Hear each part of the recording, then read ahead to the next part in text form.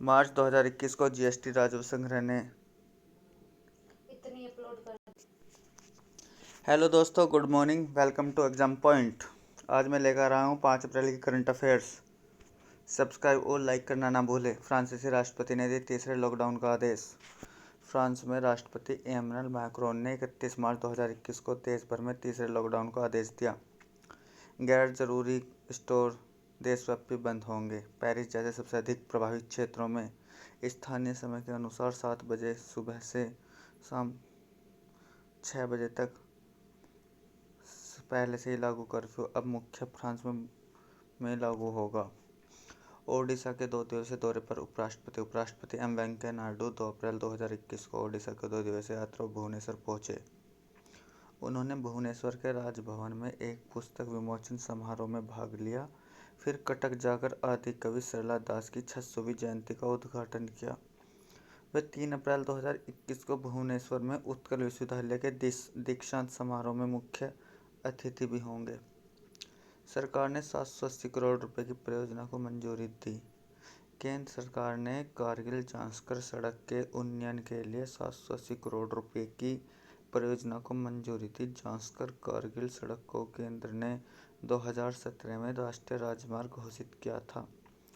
जांस्कर घाटी की यह सड़क कारुक लद्दाख की सांकू को सरू राजमार्ग से जोड़ती है।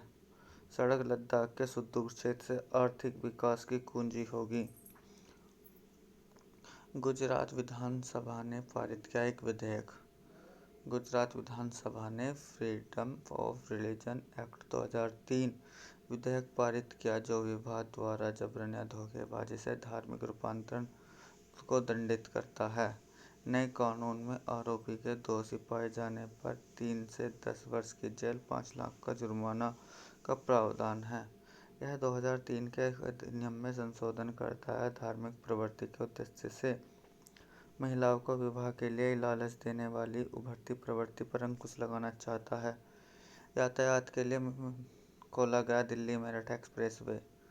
दिल्ली मेरठ एक्सप्रेसवे 1 अप्रैल 2021 को यातायात के लिए खोल दिया गया। एक्सप्रेसवे में दिल्ली मेरठ के दिल्ली के बीच यात्रा में लगने वाले 2.5 घंटे से अधिक का समय घटाकर 45 मिनट कर देगा। इसका निर्माण 8,000 करोड़ रुपए से अधिक के साथ किया गया है। यह भीड़ भाड़ और प्रदूषण की समस्या को हल करने में मदद करेगा।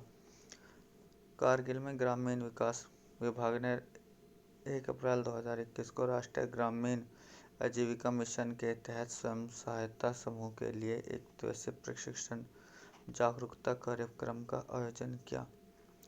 श्रीमती रजिनो द्वारा कृषि विभाग और कारगिल डॉक्टर रिगजिन डोलकर द्वारा प्याज की खेती में गतिविधियां और HSG गठन कृषि पर प्रशिक्षण दिया गया था। जीएसटी राजस्व संग्रह ने बनाया नया रिकॉर्ड। मार्च 2021 के जीएसटी राजस्व संग्रह ने 1,23,902 करोड़ रुपए के उच्चतम संग्रह के साथ एक नया रिकॉर्ड बनाया। मार्च 2020 में एकत्रित जीएसटी राजस्व 27% अधिक है। वस्तु के आयात से राजस्व 70% अधिक था और 2020 में इसी महीने के दौरान घरेलू लेनदेन से प्राप्त राजस्व इन स्रोतों से प्राप्त होने वाले राजस्व 17% अधिक है। मार्च में जनरेट किए गए 7 करोड़ से अधिक ई-वे बिल।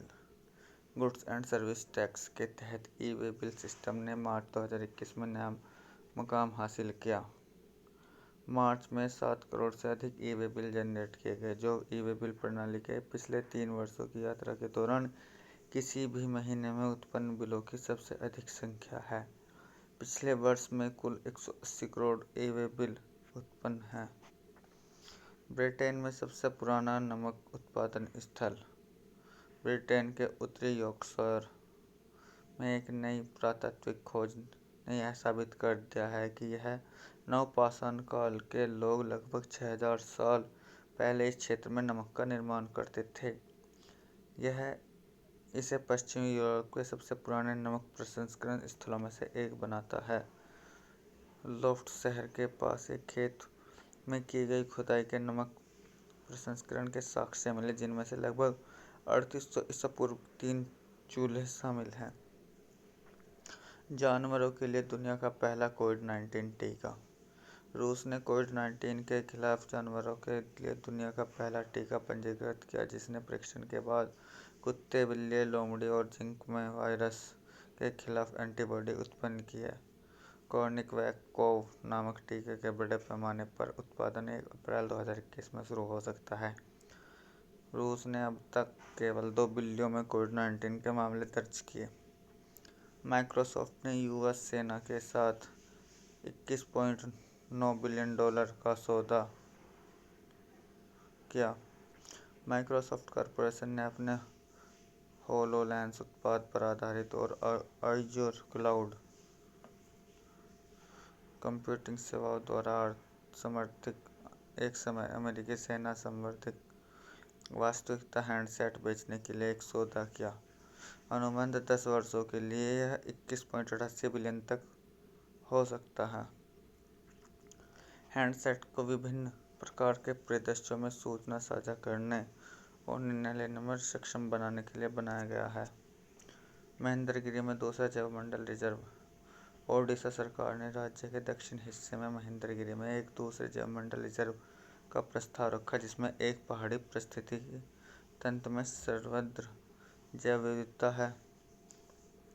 5569 वर्ग किलोमीटर का सिमिलीपल बायोस्फीयर रिजर्व ओडिशा का पहला ऐसा रिजर्व है जिसे 20 मई 1996 को अधिसूचित किया गया था।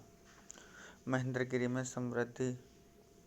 समृद्ध वनस्पति पौधों के लगभग 1358 प्रजातियों के साथ ओडिशा की 40% वनस्पति है।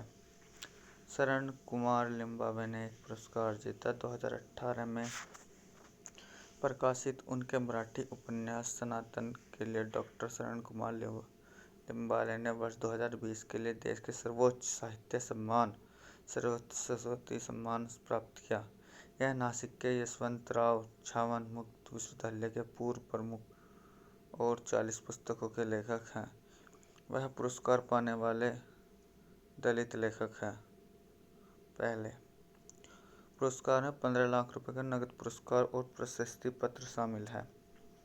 नीति आयोग ने एम प्राइम लॉन्च किया। Atal innovation mission.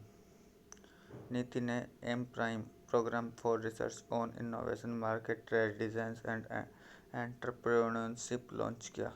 यह पूरे भारत में विज्ञान आधारित गहरे तकनीकी स्टार्टअप को बढ़ावा देने और समर्थन करने का कार्यक्रम है। इस संबंध में एम ने देशव्यापी कार्यक्रमों को शुरू करने के लिए bill and Melinda Gates foundation का हाथ मिलाया। डल झील को सुरक्षित आर्द्रभूमि घोषित किया जाएगा। जम्मू और कश्मीर में लॉन्च हुए अन्य प्रसिद्ध झीलों के साथ श्रीनगर में डल झील को सुरक्षित आर्द्रभूमि घोषित किया जाएगा। संरक्षित आर्द्रभूमि घोषित की जाने वाली अन्य झीलों में पुरामंडल झील भी शामिल है, जिसे सांबा जिले में छोटा काशी भी कहा जाता है। मुख्य सचिव BVR सुब्रमण्यम की अध्यक्षता में जम्मू कश्मीर आर्द्रभूमि प्राधिकरण की पहली बैठक में यह निर्णय लिया गया। HDFC कैपिटल ने सेब्रेस कैपिटल के साथ भागीदारी की। HDFC कैपिटल एडवाइजर्स लिमिटेड और सेब्रेस कैपिटल मैनेजमेंट LP के एक सहयोगी ने भारतीय आवासीय अचल संपत्ति क्षेत्र में उच्च उपज के अवसरों पर केंद्रित विशेष स्थितियों के मंच के निर्माण को लक्षित करने के लिए भागीदारी की है। प्लेटफॉर्म इन्वेंट्री खरीदने पर और पूरे भारत में निर्माणाधीन आवासीय परियोजनाओं के लिए अंतिम फंडिंग करेगा। रमेश पोखरियाल ने प्लेटफॉर्म लॉन्च किया। माईनेप 2020।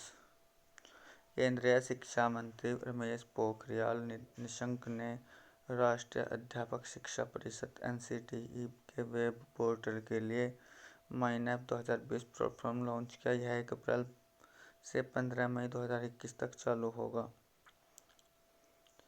मंच शिक्षकों के लिए राष्ट्रीय व्यावसायिक मानकों NPST के विकास के लिए एक मसौदा तैयार करने के लिए हितधारकों से सुझाव। विप्रो ने $117 मिलियन में एम्बियन का अधिग्रहण किया। विप्रो ने साइबर स्पेस और गुणवत्ता इंजीनियरिंग सेवाओं के ऑस्ट्रेलिया स्थित प्रदाता एम्बियन का अधिग्रहण करने के लिए एक समझौते पर हस्ताक्षर किए। विप्रो $117 मिलियन में एम्बियन का अधिग्रहण करेगा। एमपीएन का गठन आईटी सेवा प्रदाताओं रिवॉल्यूशन आईटी के और सैटरडे के विलय हुआ था। थैंक यू दोस्तों। अगर जो मेरा वीडियो पसंद आया हो तो लाइक और सब्सक्राइब करना ना भूलें। धन्यवाद।